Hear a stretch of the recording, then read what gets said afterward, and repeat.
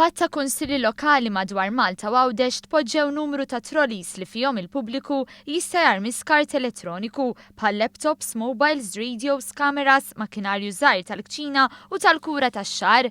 Skart li mbagħad jinġabar mill-kumpanija Wi Malta u jiġi riċiklat kif spjega Joe Attard, kap eżekuttiv ta' Wi Malta. L-iskart elettroniku ħafna drabi kien jinġabar mis-sistema tal-bulky refuse.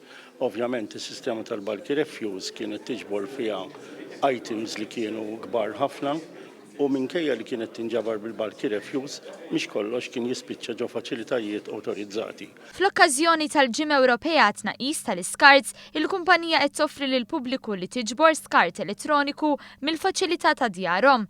Wi Malta se tkun qed tagħti donazzjoni ta' euro lid-Dar tal-Providenza għal kull oġġett elettroniku li jinġabar bejn il-15 u s-27 ta' Novembru. Qegħdin nippjanaw li f'din il-ġimgħa u nofs niġbru 10,000 unit biex bekk inkunu qed nagħtu 10,000 euro lid-Dar tal-Providenza. Is-Segretarju Parlamentari għall-Gvern Lokali Stefan Bontempo faħħar din l-inizjattiva mirata sabiex nibżgħu għall-ambjent ta' madwarna.